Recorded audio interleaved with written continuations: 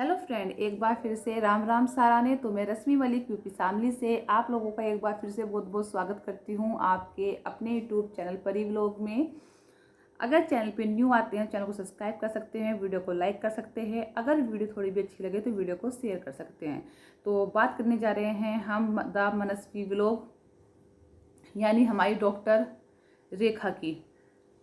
तो जैसे कि डॉक्टर रेखा कहना है कि उनके जो हस्बैंड हैं वो उन्होंने उनके ऊपर केस डाला हुआ है वायलेंस का, डोमेस्टिक वायलेंस का उनके ऊपर केस डाला हुआ है, क्योंकि उन्होंने इल्ज़ाम लगाया हुआ है कि जो डॉक्टर रेखा हैं उन्होंने अपने हस्बैंड प्रदीप, जो कि एक आर्मी ऑफिसर हैं, डॉक्टर हैं, वो आर्मी में वो एक अच्छी पोस्ट पर हैं, उनके ऑफिस में जाकर ही उनकी वर्दी फाड़ी थी, उनके साथ उनके स्टाफ के सामने बदतमीजी की थी, जिसके चलते उन्होंने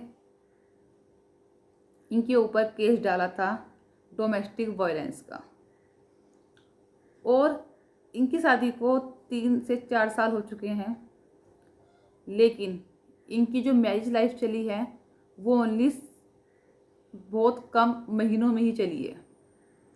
और उसी के चलते जो डॉक्टर रेखा हैं वो प्रेग्नेंट हो गई थी।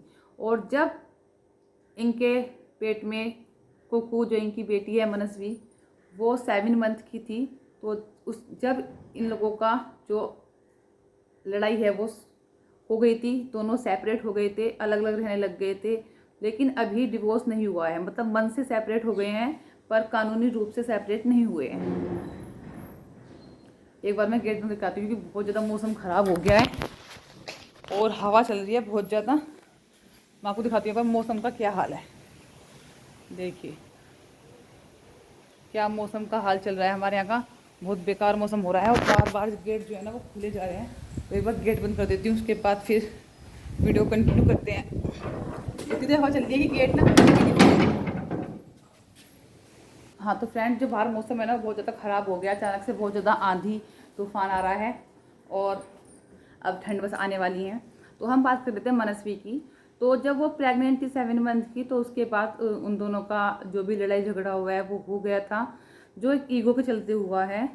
लड़ाई किस बात पे थी? शायद प्रदीप नहीं चाहता था कि जो डॉक्टर रेखा हैं वो जॉब करें या डॉक्टर बने या कुछ भी पैसों को ले कुछ, इन लोगों को देखो ऐसा नहीं कह सकती मैं कि ईगो नहीं है रेखा के अंदर। रेखा का जो ईगो है वो साफ साफ झलकता है। उसे अपने पापा के पैसों के ऊपर, अपने मायके वालों के ऊपर बहुत ज़्यादा घमंड है कि वो तो एक बार उन्होंने सपना को भी बोला था कि जितना पैसे वो कमाती है ना, इतना तो मेरे पापा घर बैठे बैठे सब कुछ खरीद लेंगे। तो ये बात एक बार रेखा ने यूट्यूब पर भी बोली, सोशल मीडिया पर बोली, तो पहले भी अब भी बोल चुकी है कि मेरे पापा मुझे अपने आप रख सकते हैं अपने घर पर, मेरे घर वाले इतने अमीर हैं कि वो मुझे अपने आप रख सकते हैं। तो कहीं ना कहीं इसी चीज़ को चलते रेखा के अंदर ईगो है, और वो ईगो यहाँ तक ले आया इनके रिश्ते को कि 2.5 साल से दोनों अलग रह रहे हैं। रेखा अपनी सारी बातें बताती है, कैसे मेरे साथ रेप किया मेरे हस्बैंड ने। वो बताती है कि मेरे हस्बैंड ने मुझे रेप किया मेरे साथ।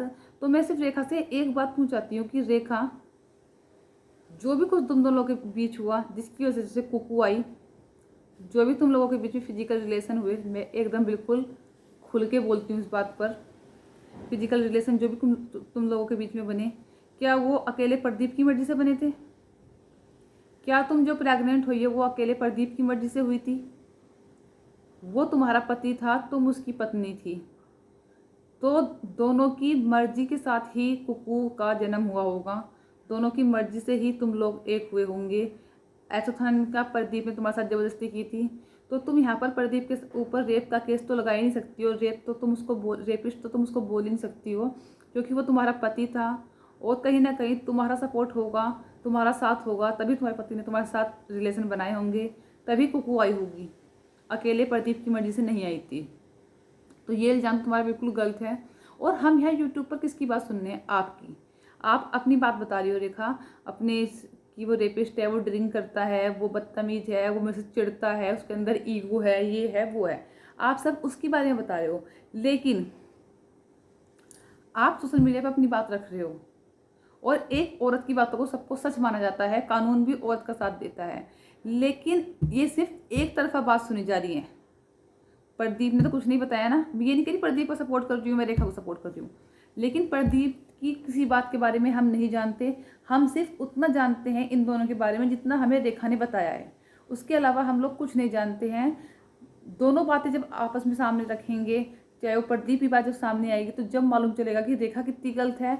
अब तक सिर्फ रेखा ने प्रदीप को गलत बताया है, प्रदीप ने रेखा के बारे में कुछ नहीं बताया, क्योंकि हमें पता ही नहीं कि इन दोनों की लड़ाई किस बात पे हुई है। यहाँ सिर्फ हम रेखा की बात सुनते हैं, प्रदीप की बात हम सुनते ही नहीं है कि क्या हुआ है, और ना इनकी फैमिली से, इनकी सास ससुर की बात है। जो कुछ सुनी है इनकी सास ससुर की और इनकी जो लड़ाई सुनी है वो सिर्फ सोशल मीडिया पर ही सुनी है। और मैं एक बताना चाहती हूँ, रेखा, सोशल मीडिया पर किसी चीज़ का तुम सॉल्यूशन नहीं कर सकते। तुम और अपने घर की इज्जत को उछाल रही हो सोशल मीडिया पर, और अपने पति को बदनाम कर रही हो, उसके ऊपर रोज नए नए इल्ज़ाम लगा कर कि वो रेपिस्ट है, वो तो मेरे से चिढ़ता है, वो तो ये है वो है, ड्रिंक करता है, तो ये सब तुम और उछाल रही हो उसकी इज्जत को। ऐसे तुम्हारा रिश्ता सुधरेगा नहीं और बिगड़ेगा। अगर तुम्हें रिश्ता सुधारना ही है ना, तो पास बैठकर बात करने से रिश्ता सुधरेगा। ये सोशल मीडिया पर बैठने से कोई रिश्ता ना तो सुधरा और ना कभी सुधरेगा। यहाँ सिर्फ अपने परिवार की इज्जत तुम उछाल रही हो, उसके अलावा कुछ नहीं कर रही हो। जो थोड़ा बहुत रास्ता भी है ना कि तुम दोनों को मिलने का, तुम उसे भी ख़त्म किए जा रही हो, ठीक है। और एक कुक्कू ने प्रदीप से बात कभी की है नहीं की। यहाँ पर प्रदीप को मैं मानती हूँ कि प्रदीप गलत है और उससे वाइफ के साथ लड़ाई हो सकती है, बच्चे के साथ नहीं, ठीक है। कुक्कू को प्रदीप, देखो इन लोगों की ईगो के चक्कर में क्या हो रहा है। मैं ये नहीं कह रही प्रदीप ठीक है, प्रदीप और रेखा दोनों की ईगो के चक्कर में कौन पिस रहा है। एक बच्चा, एक वो बच्चा जो 2.5 साल का है, जिसने आज तक उसके पापा ने कभी गोदी में नहीं लिया, उसके पापा ने कभी उससे मिला नहीं, कभी बात नहीं की। वो बच्चा आज इनके कर्मों की सज़ा भुगत रहा है। वो बच्चा बाप होते हुए भी बाप के प्यार से अनजान है। वो छोटी सी बच्ची जिसको ये नहीं पता कि तेरे पापा कौन है, पापा कहाँ रहते हैं। और ये बात, ये जो बच्ची प्रदीप की है नहीं है, वो देखो सारे फेस से पता चलता है कि वो बच्ची प्रदीप की है। प्रदीप की और इसकी शक्ल बिल्कुल सेम है, ठीक है। एक बाप का जो मन होता है ना वो बेटी के लिए, बेटी को और बाप का रिश्ता ऐसा होता है कि बस पूछो मत। बहुत ज़्यादा कनेक्ट होती है बेटी बाप के साथ, इतनी माँ के साथ कनेक्ट नहीं होती है। और वो बच्ची उसी प्यार से अनजान है कि उसके, अभी तो छोटी इसको पता नहीं, लेकिन बड़ी होकर पूछेगी कि मेरे पापा कहाँ हैं। तो यहाँ पर प्रदीप गलती कर रहा है। बेशक वो रेखा के साथ, रेखा ने गलत बर्ताव किया है तो रेखा को उस चीज़ की सज़ा दे सकता है, लेकिन उस बच्ची ने, छोटी सी बच्ची ने क्या बिगाड़ा है। उस बच्ची को तो प्यार, बाप का प्यार, दादा दादी का प्यार मिलना चाहिए ना। तो उस बच्चे की क्या कसूर है बेचारे का। क्या तुम रेखा करनी सजा उस बच्चे को दोगे। उस बच्चे का तुम दोनों फ्यूचर क्यों स्पॉइल कर रहे हो।